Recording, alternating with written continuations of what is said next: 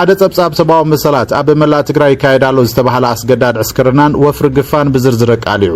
مناسي أبي ملا تجري يسفح فحلون استبهال أسجدار وتهدرا وعسكرنا نموجاد قبلو أبي قولا قولي حدرو جزء حدقون أبي من جزء ما دوم يكايرو كم زلون حدش سبساب سبعة مسألة ملاخيتولو بتكال هيمان رايتس فرست زوات سبساب كم زملاخته سب سلطان كبابة ومحاوراتن أبي استفراد كفلتات تجري بفلاي دم أبي كتم مخصوم عدوة شراء عدقرات مغلة وقرن أبي ماكلاين سمين معرابن زوباتات زركب وقطر ورداتاتن أسجدارنا عسكرنا وفري كايرو كم زلو بمخصاص دما كابت زحلفو زسكا حكحنا كلتا عامت وقنا أبزي حاوي وسدرا بيتات رعد فتيرو اللخ بلك آليعو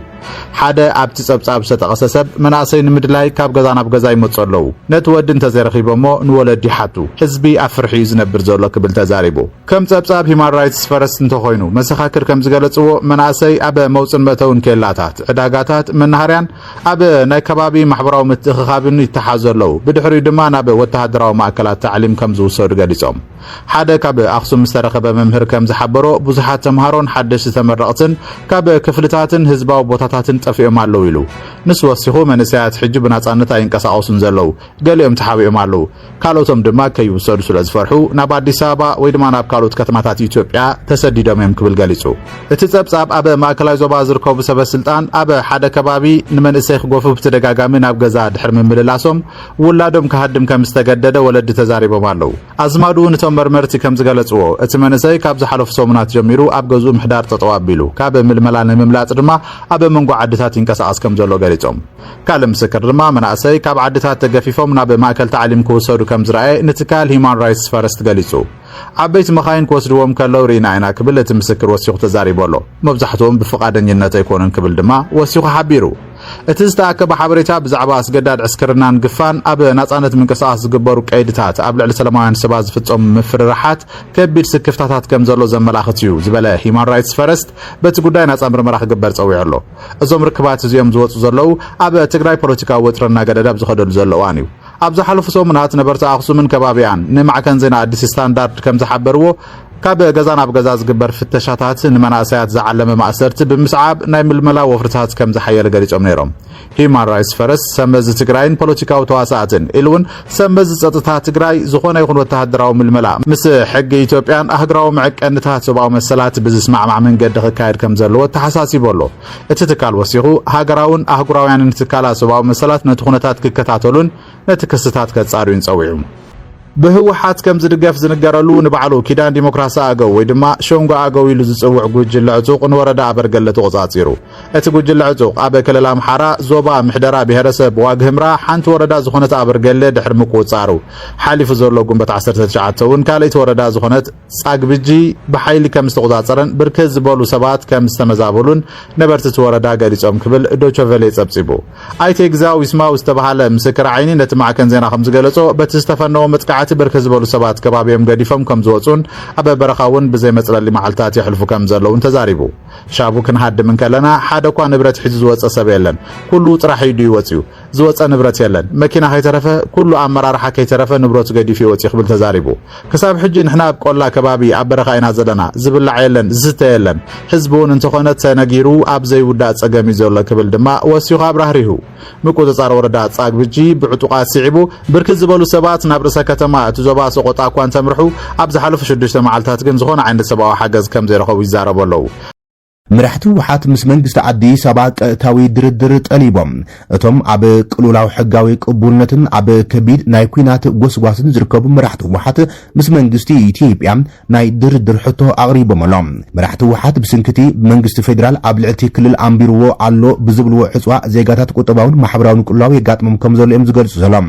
በ3 ሰነ 2026 ማለት እውን 27 ጉንበት 2018 ኣብ ዝወፀን ብማዕኸና ዜና ህወሓት ኣብ ዝዘርግሕን ድብዳብም مرحت كل محبرس بعالم نتيجات مزول كلاب أغالبو كجبرلو تمحصين الله أتينا بالدبلوماسية والأخاتنا على الملخام مشاركين بزبل زوات صحف وقعوي محتم كانت زعلهم وهاب قال هو حات ميكائيل عسقدوم جن اتصحف به واحد زوات مخانو ني بي بي سي عرقاقيس الله عبزوان عبد كل الكبير كتبان سواء كلاب كم زجات ما بمحبر بفلايك قرب ندادي بمقراط كتبان من قصاصات كم استسناخلهم مخبار واقعات كم استخصت إجليزهم أتكلل عبد كبير زات وديو كم زركب بمتكاس المام عبد هاجر زجات ቅልውላዋት ንምፍታሕ ማሕበረሰብ ዓለም ኣብ ዝመርሖም ተኣማኒ ፖለቲካዊ መስርሕ ክንሳተፍ ድልዋትና ብምባል ንኽልቲኦም ወገናት ናብ ዝርብ ከምጽዎም ይሓቲቱ ዘሎ ህወሓት እቲ ኩነታት ተኣማኒ ፖለቲካዊ ልዝብ ዝጠልብ እዩ ኢሎም ህወሓት መንግስቲ ፌደራል ስምምዕነት ምቁራጽ ጻብኦታት ዝኾነ ውዕሊ ፕሪቶሪያ ብምጥሓስ ክኸሰን ክሎም ነዚ ውዕላት ከፈጽሞ ዘቆመ ትካል ድማ ብዓብዪ ወዲቑ ክብል እዩ ከሲሶም ህወሓት ቀዲሙ እቲ ስምምዕነት ፈሪሱ ዝብል መርገፂኡ ወግዓዊ ገይሩ እኳ እንተጸንሐም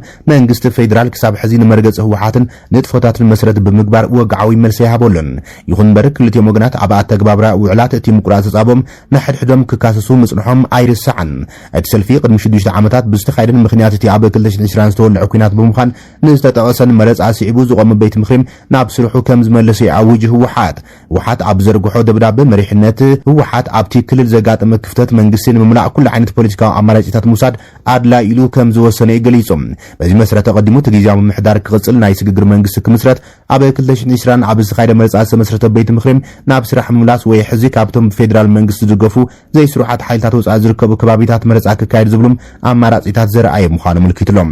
ኣብ ከተማታትን ገጠራትን ድሕሪ ዝተኻየዱ ዝርባት ድማ እቲ ዝበሰሐ ድማ እቲ ቅድሚ ሕዚ ዝተመረፀ ቤት ምክሪም ናብ ስርሑ ክምለስ ምግባር ኣብ ዝብል ተሰማሚዕና ክብል ህወሓት ገሊጹ ዘሎ እቲ ቤት ምክሪ ንኣቦ ወንበር ህወሓት ደብረጽዮን ገብረ ሚካኤል ፕሬዚደንት ገይሩ ዝሸሙ ኮይኑ እዚ ስጉምቲ ስልጣን ስምምዕነት ፕሪቶሪያ ስዒቡም እዚ መስረተ ጊዜያዊ ምሕዳር ክምንዛዕ ገይሩ እዩ ብቀዳማይ ሚኒስትር አብይ አሕመድ ኣብ መወዳእታ ወርሒ መጋቢት ናይ ስልጣን ግዙእ ሰናውሕም ፕሬዚደንት ነበር ጊዜያዊ ምሕዳር ሌተናንት ጀነራል ታደሰ ወረደም ብወግዒ ካብ ስልጣን ምውራዱ ኣይተገልጸን ክሳብ ሕዚ እውን ርእይቶ ኣይሃበሉን ዘሎ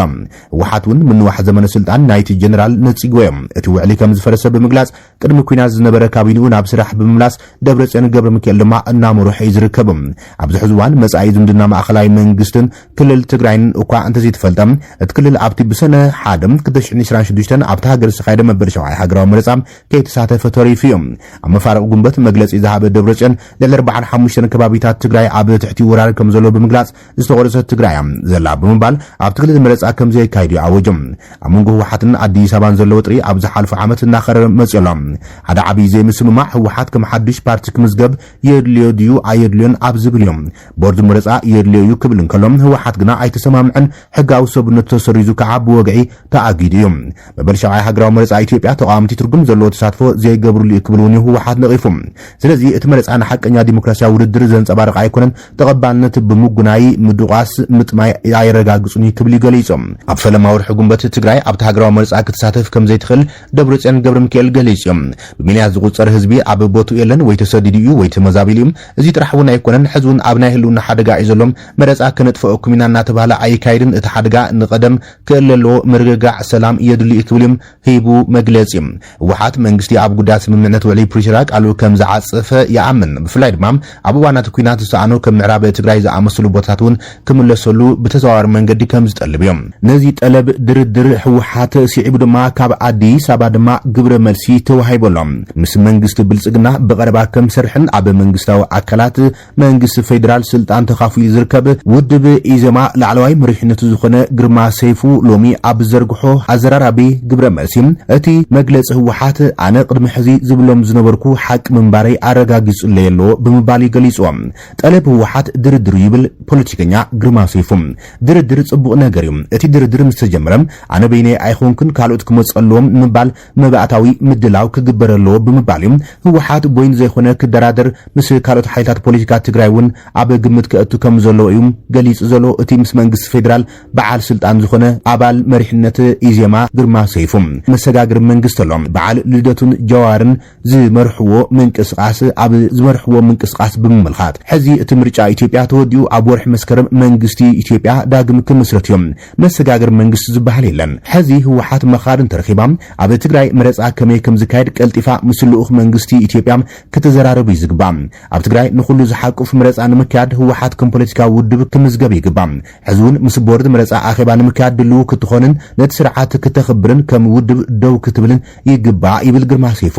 ጥሮተኛታት ህወሓት ዝጸሓፍዎ ደብዳቤ ጠለብ ድርድር ብዕቱብ ከይውሰድ መንግስቲ ብኣግኡ ስጉምቲ ክወስደሎም እቲ ጸቕጢ ከም ካልእ ህዝቢ ኢትዮጵያ መረፃ ክካይዱ ምግዳድ ክኸውን ይግባእ ብድሕሪኡ ናብ መቐለ ከይድና ድማ ናይ ምረፁን ጎስጓስ ክንገብር ይግባእ ድርድር ኣብ ዙርያ እዚ ጥራይ ክኸውን ዘሎ ይብል መንግስቲ ብዝኾነ ይኹን ጸቕጢ ናብ ኩናት ኣይክጉተትን ይብል እቲ በዓል ስልጣን መንግስቲ ፌደራል ፖለቲከኛ ኢዜማን ግርማ ሰይፉ ህወሓት ናብ ኩናት እንተኣቲኹም ግን እቲ ምላሽ ከም ተቐድሚኡ ዝነበረ መንእሰይ ዕላማ ዝገብሩ መጥቃዕታት ከም ዘይኸውን ክትሓስቡ ኣይሽግርን እዩ ኢለ ይሓስብ ሎሚ 24 ጥቅምቲ 2013 ኣይኮነን ብምባል እዩ በዓል ስልጣን መንግስቲ ፌደራል ዝኾነም ላዕለዋይ መሪሕነት ውድብ ኢዜማ ግርማ ሰይፉ ንጠለብ ድርድር ህወሓት ግብረ መልሲ ሂብሉ ዘሎ ካብ አዲስ አበባ حزرما بزرزرنا بزحزنا رؤسه ጉዳይ ክንሰግር ከለና ኤርትራ ካብ ጽምዶ ትወጽእ ከም ዘላ ተሓቢሮም ኣብ ኣስመራ ዝተሃንደሰ ጽምዶ ሓዱሽ ምዕባለ ተሰሚዑ ወሎም ኤርትራ ኣብ ወንበር ጉባኤ ሕብራት ሃገራት ኮይና ተሾይማላም ህወሓት ዝርከቦም ዕጡቃት ሓይልታት ኢትዮጵያ ድማ ካውንስል ምጥያሾም ለምቑነት ተጸብጺቦሎም ኤርትራ ኣብ ሕብራት ሃገራት ኣብ ወንበር ጉባኤ ምዃና ናብ ዓለም ለኻዊ ሕግን ስርዓትን ተኣቱ ከም ዘላም እዚ ድማ ቻርተር ሕብረት ኣፍሪቃ ኣኽቢራ ብቻርተር ሕብራት ሃገራት ውን ተቐቢላም ኣኽቢራ ክትጓዓዝ ናብቲ ዓለም ለኻዊ ሕግ ክትኣቱ ከም ዝከኣለት እዩ ዝእመን እዚ ድማ ዓለም ለኻዊ ሕጊ ክትኸብር ምስግሩ ኣቦታ ኣብ ምክባርን ላዕላውነት ዘይምጥሓስን ንተሓታትነት ተቐሪባላ ማለት እዩ ብፍላይ ኣብ ትግራይ ብዘይ ሕጋዊ መንገዲ ወይራቶም እትርከብ ግዝኣታት ትግራይ ድማ ሰራዊታ ከተውፅም ተጽቢት ዝግበረላ ካብ ኢትዮጵያ ዝቐርበላ ክሲ ኣንጻር ላዕላውነት ምትእታው ዘይምርግጋዓት ዞባን ተቆጢባ ድማ ናብ ሰላማዊ ምትህድዳን በቲ ዓለማዊ ሕጊ ንኽትግዛ ምቕባላ ድማ ምስም ኣብ ኢትዮጵያ ተዓጢቆም መንግስቲ ብሓይሊ ክግልብጡ ዝንቀሳቐሱ ዕጡቃት ሓይልታት ዘለዋ ርክብ ካብ ኣዝዩ ቁሉዕ ናብ ዝተቆጠበ ክኸውን ዝወሰነት እያ ትመስል ኣስመራ ኤርትራ ኣብ ውድብ ሕብራት ሃገራት ንምንታይ ብኸመይ ከተመሪፃ ዝብል ሕቶ ድማ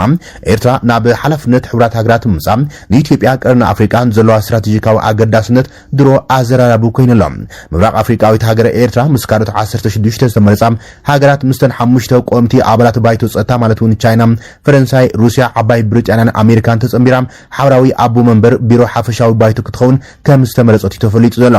ኤርትራ ምክትል ፕሬዚደንት ኮይና ናብ ሓፈሻዊ ባይቶ ሕብራት ሃገራት ዩኤን ምድያባ ንብዙሓት ተንተንቲ ፖሊሲ ወጻይም ሃንደበታዊ ክመስሎም ይኽእል እዮም ብድሕሪ ግን ስትራቴጂካዊ በብቕሩብ ዝተሃንጸም ፖለቲካዊ ምኽንያታት ዝቕየር ዓለማዊ ጂኦፖለቲካዊ ረባሕታት ዘለዎ ምዃኖም ተዓዘብቲ ዝገልጹ ዘሎም ኣብ ዝሓለፉ 3 ዓሰርታት ዓመታት ብፍላይ ድማ ክሳብ 2018 ኤርትራ ካብቲ ዓለማዊ ትካልን እቲ ዘላትሉ ኣህጉርን ሓያሎ ተነጸሎ እዩ ዝገጥማ ነይሩ ብመንጸርቲ ጭቡጥ ጂኦፖለቲካዊ ክውነት ኣብ ትሕቲ እገዳን ዲፕሎማስያዊ ተነጸሎን ጸንሐት ሃገር ድማ ከመይ ጌራ ምስ 5 ሓይላት ሃገራት ንቤት ጽሕፈት ሓፈሻዊ ባይቶ ክትመርሕ ከም ዝኸኣለት እናዘራረበ ይቕጽለሎም ጥምረት ዓለማዊ ደቡብ ወይ ድማ ግሎባል ሳውዝን ዞባዊ ስርዓተ ድምፅን ትኩረት ዝገብረ ኣካይዳ ይኮይኑ ዘሎም ኣብ ሓፈሻዊ ባይቶ ሕብራት ሃገራት UNGM ዘሎ ሚዛን ሓይሊ ሓንቲ ሃገር ሓንቲ ድምፂ ብዝብል መትከል ይዝውሰን ዘሎም ኤርትራ ምክትል ፕሬዚደንት ኮይና ዝተመርፀት ብሓደ ድምፂ ዘይኮነስ ብናይ ኣፍሪቃዊ ጉጅለን ኣብ ምዕባል ዝርከባ ሃገራትን ብምርዳእን ብዝተረኸበ ውክልና እዮም ዋላ እኳ ምዕራባውያን ኣብ ልዕሊ መዝገብ ሰብኣዊ መሰላት ኤርትራ ነቐፌታ እንተሃለዎም ሃገራት ኣፍሪቃ ኤሽያን ላቲን ኣሜሪካን ማለት እውን ዓለማዊ ደቡብ ወይ ግሎባል ሳውዝ ኣብ ትሕቲ ጽልዋ ምዕራባውያን ዘይግዛእ ናይ ገዛ ርእሰን መሓውር ንምህናፅን ኣብ ዝገብርኦ ዘለዋ ጻዕሪ ንኤርትራ ደገፈን ሂበን ኣለዋ እዚ ድማ ቀስ ብቐስ እገዳ ናይ ምፍራስ ስትራቴጂ ምዃኑ እዩ ዘርኢ ካብ 2009 ጀሚሩ ክሳብ 2018 ወቃጽር ኣውሮፓውያን ኣብ ልዕሊ ኤርትራ ዝተነበረ እገዳ ኣጽዋርን መገሻን ምስ ምምጻእ ኣብይ ኣሕመድ ኣብ ኢትዮጵያ ዝተገብረ ስምምዕነት ሰላም ሕብራት ሃገራት ካብ ዝለዓለ ትሒዞም ኣስመራ ህዱእ ግን ከዓም ንጡፍ ዲፕሎማስያዊ መንገዲ ትኽተል ከም ዘላም እቶም ሓደሽቲ ውጽኢታት ዘርእዮም ይብሉ ተዓዘብቲ እዮም በብቕሩብ ምስ ዞባዊ ሃገራትን ኣህጉራዊ ትካላትን ዝነበራ ዝምድና ናብ ንቡር ብምምላስ ካብ ተነጽልዓ ብወግዒ ወፂኣ ዋላ እኳ ኣብ ልዕሊ ትግራይ ዝገበረቶ ምትታው ግፍዓዊ ኩናት ካብ ሕብራት መንግስታት ኣሜሪካን ሕብረት ኣውሮፓን እገዳታት ተኣውጅዋን ተንበረ እናዓበይ ዝኸይድ ዘሎ ስትራቴጂካዊ ኣገዳስነት ቀይሕ ባሕሪ ሕዚም ዓብይ ማእከል ወጥሪ ዓለማዊ ንግድን ጸጥታን ኮይኑ እዩ ዝርከብ ልዕሊ 1000 ኪሎ ሜትር ዝንውሓቱ ገማግም ባሕርን ብዙሓት ስትራቴጂካዊ ደሴታትን ዘለዋ ኤርትራ ንሓይልታት ዓለም ማለት እውን ምዕራባውያን ምብራቃውያን መተካእታ ዘይብላ ተጠላቢት ይገብራ ማሕበረሰባት ዓለም ኣብ ዝዓበየ መድረኽ ምስ ኣስመራ ምትእሳር ኣብቲ ዞባ ምርጋዕ ንምፍጣር ናብ ምጥርናፍ ዝኣተወ ከም ዝኾነ ዘረድዮም ምምጻእ ብዙሕነታዊ ሓይሊ ዓለምን ደገፍ ሩስያን ቻይናን ኣብቲ ዝረአ ዘሎ ጂኦፖለቲካዊ ምዕባለ ወሳኒ ግደ ኣለዋ ፖለቲካ ዓለም ካብ ዩኒፖላር ማለት እውን ብኣሜሪካውያን ዝምራሕ ናብ መልቲፖላር ኣብ ዝሰጋገረሉ ዘለዋን ኤርትራ ብፍላይ ኣብ ኩናት ዩክሬን ካልእ ኣህጉራዊ ኣጀንዳታትን ምስ ሩስያን ቻይናን ብጽኑዕ ከም ዘወገነት ይፍለጥ ቻይናን ሩስያን ኣብ ውድብ ሕብራት ሃገራት ዘለውን ጽልዋት ተጠቒመን ከም በዓል ኣስመራ ዝኣመሰለ ዓድታት ዝጸቕጢ ምዕራባውያን ዝጻውሩ ሃገራት ናብ መድረኽ ንምምጻእ ርኡይ ዲፕሎማስያዊ ደገፍ ሂበን ኣለዋ እዚ ሹመት እዚ ንመጻኢ ተስፋ ምዕባለን ኤርትራ ስትራቴጂካዊ ትርጉም ክህልዎ ከም ዝኽእል እውን ምርዳእ ዝከኣል እዩ እዚ ናይ ምክትል ፕሬዚደንት መረገጺ ንኣስመራ ናይ ክብሪ ቦታ ጥራይ ዘይኮነም ንመጻኢ ሃገራዊ ረብሓታት እታ ሃገር ዝውስኑ 3 መሰረታዊ ዕድላት ሒዙም ክመጽእ ይኽእሉ ይብሉ ተንተንቲ ቀዳምነት ዲፕሎማሲያዊ ሓለዋን ተበጻሕነትን እቲ ሃገር ዝምልከት ኮይኖም ኤርትራ ምስ ካልኦት 16 ዝተመረጹ ሃገራት ሓቢራም ኣብ ወንበር ቢሮ ሓፈሻዊ ጉባኤ ውድብ ሕብራት ሃገራት ክትኸውን እያ ማለት ኣብ ኣቋማ ኣጀንዳ ሕብራት ሃገራት ኣንፈት ዘተን ምጽዳቕ ውሳነታትን ብቐጥታ ናይ ምጽላው ክእለት ክህልዋ እዩ እዚ ድማ ቅድሚ ሕዚ ብስም ሰብኣዊ መሰላትን ፖለቲካዊ ጸቕጥን ኣብቲ ሃገር ዝተጀመሩም ዲፕሎማሲያዊ ጎስጓሳት ዓብይ ዋልታ ክኾና ይብል እቲ ካልእ ሒዙላ ዝመጽእ ጸጋ ድማ ንቁጠባን ወፍርን ሓዱሽ ማዕጾ ከርሕወላ እዩ እታ ንሰለስተ ዓመታት ተነጺላ ጸንሐት ሃገር ዝብል ምልክት እቲ ሃገር ምስ ሓዱሽ ማዕጾ ክቕየር ዝኸውን ይብል እዚ እግራዊ ኣፍሪጦ እዚ ብወጻእተኛት ኣፎርቲ ብፍላይ ድማ ኣብ ዕደና ቱሪዝምን ልምዓት ወደባትን ዝግደሱ ሰባት ኣብ ልዕሊ ኤርትራ ዘለዎም ናይ ሓደጋ ኣረኣያ ከውግድል እዮም ብተወሳኺ እቲ ሃገር ምስ ዓለም ለኸ ትካላት ፋይናንስ ዘለዋ ርክብ ንምሕዳስ ምቹው ሃዋህው ዝፈጥር ምዃኖም ተንተንቲ ይገልጸሎም ኣብቲ ዝላትሉ ዞባ ቀርኒ ኣፍሪቃ ዝህልዋ ሚዛን እውን ዘዕብየላ ኮይኑ እዚ ሽሞት እዚ ንጂኦፖለቲካዊ ፀወታ ኤርትራ ኣብ ቀርኒ ኣፍሪቃ እውን ዝያዳ ዘጠናኽር እዩ ክኸውን ተባሂሉ ዝግመት ኣብ ቀይሕ ባሕሪ ምስ ጎረባብታ ክልቲኡ ዝምድናታትን ፀጥታዊ ጉዳያትን ከም ዓባይን ኣህጉራዊ ኣኽብሮ ዘለዋን ሃገር ኣብ ምዝራብ ሞራላውን ፖለቲካውን ላዕለዋ ኢድ ክህልዋ ይብል ኣብ ኢትዮጵያ ክህልዎ ዝኽእል ጽልዋ እንትገልጹ ተንተንቲ ርክብ ኢትዮጵያን ኤርትራን ታሪኻዊ ዝተሓላለኸ ኣብ ዞባዊ ሰላም ቀጥታዊ ጽልዋ ዘለዎ ምዃን እዚ ዲፕሎማሲያዊ ምዕባለ ኤርትራ ንኢትዮጵያ ዕድላት ቡድሆታትን ሒዙላም ይመጽእ ከም ዘሎ እዮም ዝእምቱ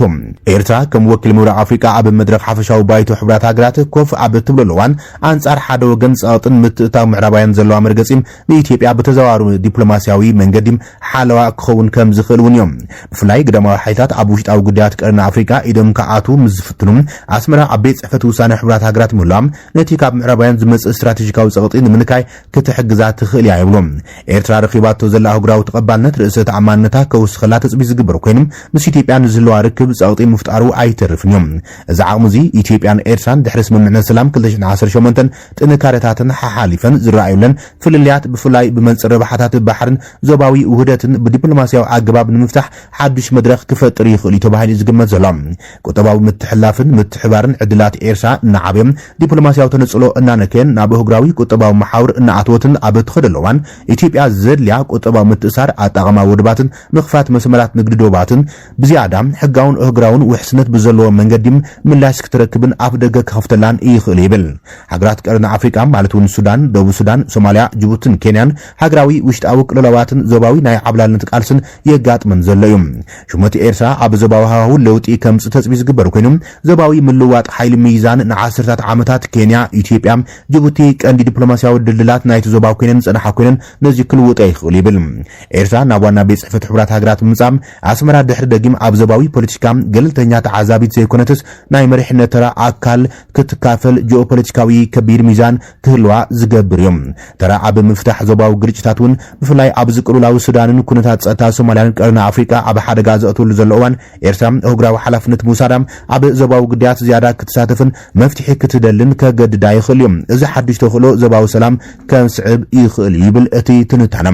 ቀይሕ ባሕሪ ንኣሜሪካ ቻይና ሩስያን ሃገራት ወሽመጥ ዓረብን ስዑድ ዓረብን ኤማሬትስን ሓዊስካ ስትራቴጂካዊ መስቀላዊ ረባሕታት ከም ዘለዎ ዝፍለጥ ኮይኑ ምድልዳል ድምፂ ሃገራት ቀይሕ ባሕሪ ኤርትራ ቀንዲ ወናንቲ ቀይሕ ባሕሪ ብምዃና ኣብ መድረኽ ሕብራት ሃገራት ዝስማዕ ድምፁ ንጸጥታዊ ንግዳውን መስመራት ቀይሕ ባሕሪ ዝምልከቱ ውሳነታት ንረብሓ እተን ኣብቲ ዞባ ዝርከባ ሃገራት ዝጠቅም ምዃኖም ንምርግጋጽ ዓብዪ ዕድል ዝፈጥር ይብሎም ብናይ ወጻኢ ሓይልታት ወተሃደራዊ ከበባ ናይ ምጽዋር ዓቕሚ ኣብ ቀይሕ ባሕርን ዞባ ቀርኒ ኣፍሪቃን ናይ ወጻኢ ሓይልታት ዝገብርዎ ስልታዊ ወተሃደራውን ፖለቲካውን ምትእታው ወጥሪ ምፍጣርን ኣብ ናሓሲ ውድብ ሕብራት ሃገራት ኮይና ጽልዋ ንምፍጣርን ዞባዊ ወጥሪ ንምንካይን ኣብቲ ዞባ ላዕላውነታ ንምርግጋጽን ክትጥቀመሉ ዘኽእላ ይብሎም ዓወት ኤርትራ ኣብ ኣህጉራዊ ዲፕሎማሲ ቆምቲ ጸላእቲ ወይ ቆምቲ ፈትውቲ የለውን ቋሚ ረብሓ ጥራይ ዝብል መትከል ዘርኢ ኮይኑ ንልዕሊ 30 ዓመታት ጽምዋን ስቕታን ዝጸንሐት ኣስመራ ነቲ ዓለማዊ ጂኦፖለቲካዊ ዕግርግርን ስትራቴጂካዊ ወጥሪ ቀይሕ ባሕርን ተጠቒማ ኣብ መድረኽ ዓለም ከም መራሒት ኮይና ምቕልቃላ እዚ ድማ ፖለቲካ ቀርኒ ኣፍሪቃ ዳግማይ ክቐርጾ ከም ዝኽእል ዓብዪ ምርትዕ ይብሉ እቶም ተንተንቲ እዚ ዲፕሎማሲያዊ ዓወት ንኢትዮጵያ ይኹን ንሃገራት ቀርኒ ኣፍሪቃ ሓዱሽ ስትራቴጂካዊ ምንቃሕ ዝጽውዕ ይበሃል ኣሎ ኢትዮጵያ ነዚ ፍጻመ ከም ስጋት ዘይኮነስ ከም ዲፕሎማሲያዊ ዕድል ተጠቒማ ምስ ኣስመራ ዘለዋ ክልቲኣዊ ዝምድና ብዝያዳ ትካላውን ሕጋውን መትከላውን ጌራ ክትሃንጾ ክቕስባ ዝኽእል እዩ ይብልዎም ኣብ ዞባ ሰላምን ልምዓትን ክረጋገጽ ዝኽእል እተን ሃገራት ኣብ ኣህጉራዊ መድረኽ ድምፀን ህዝባዊ ውህደት ክጥቀማሉ ምስ ዝኽእላ ጥራይ ምዃኑ እዩ ዝገልጽ ኤርትራ ኣብ ሕብራት ሃገራት መራሒት ምዃና ድምፂ ቀርኒ ኣፍሪቃ ኣብ መድረኽ ዓለም ክስማዕ ዝገብር ሓበራዊ ዓወት ኮይኑ ክረአ ይኽእል እዩ እዚ ዓወት ኤርትራ ብፍላይ ድማ ኣብ ትግራይ ዘሎ ኩነታትን ነቲ ብሽም ጽምዶ ከጋጥሙ ይኽእል እዩ ተባሂሉ እናተፈርሐ ዝርከብ ኩናቱን ምናልባት ከትርፎ ከም ዝኽእል ዘርኢ ምዕባለ ኮይኑ ተቕልቅሎም እቶም ብሽም ጽምዶ ኣብ ትሕቲ ሻዕብያ ተሰሊፎም ዝነበሩም ከም ህወሓት ፋኖ ሰራዊት ነጻነት ኦሮሞን ካልኦት ኢትዮጵያን ዕጡቃትን ድማ ናይ ባዕሎም ካውንስል ዝብል ኣጣይሾም ዝርከቡ ኮይኖም እዚ ድማ ኣስመራ ካብቲ ጽምዶ ወፅያም ናብ ሓዱሽ ዓለማዊ ሓይል ሚዛን ተኣቱ ከም ዘላ ዘርኢ ይብሉም ተሓዘብቲም ፖለቲካዊ ሓይልታት ሱዳን ዝርብ ድሕሪ ምክያዶም ኣብ ሓበራዊ ስምምዕነት ከም ዝወጽሑ ተገሊጸሎም ፖለቲካዊ ሓይልታት ሱዳን ኣብ ዝርብ ኣዲስ አበባ ኣብ ፍኖተ ካርታ ሰላም ሱዳን ኣብ ስምምዕነት በጺሖም ብዙሓት ውድባት ዝሓቆፈ ጥምረትን ፖለቲካውን ሲቪላውን ሓይልታት ሱዳን ኣብ ሱዳን ዝካየድ ዘሎ ኩናት ንምቁራጽ ዝዓለመ መስርሕ ሰላም ንምጅማር ናይ ሓባር ራእይ ተሰማሚዖም ኣብ 2021 ፖለቲካዊ ቅልውላው ሃገር ካብ ዝለዓል እንዳሓር ኣብ መንጎ ፖለቲካዊ ተዋሳእቲ ሱዳን ዝተበጽሐ ዝዓበየ ስምምዕነት ምዃኑ ድማ እቶም ተሳተፍቲ ገሊጾም እዚ ስምምዕነት ዝተገለጸ ውድብ ሕብራት ሃገራት ሕብረት አፍሪካ ሕብረት አውሮፓ ሊጋ ዓረብን በዓል መዚ ልምዓት በይነ መንግስታት ምዕራብ አፍሪካ ኤጋድን ዝሓቆፈ ኪዳን ሓሙሽተ ወገናት ኣብ አዲስ አበባ ድሕሪ ዝተኻየደ ናይ ምምክኻር መድረኽ እዮም እቶም ነቲ ፍኖተ ካርታ ዘጽድቁ ውድባት ኪዳን ስሙድ ዲሞክራሲያዊ ብሎክ ዓረብ ሶሻሊስት በዓስ ፓርቲ ኦሪጂናል ህዝባዊ ኮንግረስ ፓርቲ ሃገራዊ ኡማ ፓርቲ ከምኡን ሓያሎ ሲቪላዊ ማሕበራት ጉጅለታት ደቂ ኣንስትዮን ማሕበራት መንእሰያትን ይርከብዎም እቶም ነቲ ስምምዕነት ዝፈረሙ ሓይልታት ኣብ ዝሓለፈ ሐሙስ ኣብ ዘርግሕዎ መግለጺ ኣብ ሱዳን ዝምራሕ መስርሕ ሰላም ንምጅማርን ኩሎ መዳዊ ሰላማዊ ፍታሕ ብሱዳናውያን ዝምራሕ መስርሕ ሰላም ንምጅማርን ኩሎ መዳዊ ሰላማዊ ፍታሕ መስረት ንምንጻፍን ኣተሓባሪት ሽማግለን ምቋም ከም ዝሰማምዑ ገሊጾም እቶም ጉጅለታት ስምምዕነት ኣብ መንጎ ፖለቲካውን ሲቪላውን ተዋሳእቲ ሱዳን ነቲ ዕናዊ ግጭት ንምውጋድ ንጽልኢ ዝመልኦ ዘረባን ዓሌታውነትን ንምምካት ዘተን ምስፋሕን ነቲ ብስንኪት ኩናት ዝተጋረደ ማሕበራዊ ምፍላይ ንምፍዋስ እናዓበይ ዝኸይድ ዘሎ ድሌት ምትሕባር ዘንጸባርቕ ምዃኑ ገሊጾም ብመሰረት መግለጺ እቲ ዝቐረበ ፖለቲካዊ መስርሕ ብሰፊሕ ማሕበራዊ ዕርቅን ኣብ ማሕበራዊ ፍትሒ ማዕርነት ማዕረ ዜግነት ተመርኮሰም ሓድሽ ማሕበራዊ ውዕልን ክዛዘም ይግባም ከምኡን ብድሆታት ምግላል ድኽነትን ዘይምዕሩይ ምዕባልን ብምፍታሕ ክዛዘም ከም ዝግባዮም ገሊጾም ይኹን እምበር እዚ ስምምዕ እዚ ንኹሎም ኣብቲ ዝርብ ዝተሳተፉ ጉጅለታት ዘጠቓልል ኣይነበረን ብዓብድል ዋሂድ አልኑር ዝምራሕ ሰራዊት ሓድነት ሱዳን ገዛእ ሰልፊ ሃገራዊ ጉባኤ ነበርን እስላማዊ ምንቅስቓስን ካብቲ ብዝቐረበ ፖለቲካዊ መስርሕ ምግላል ብምቋም ነቲ ሓበራዊ ራእይ ምፍራም ከም ዝዓበዩ ተገሊጹ ዘሎም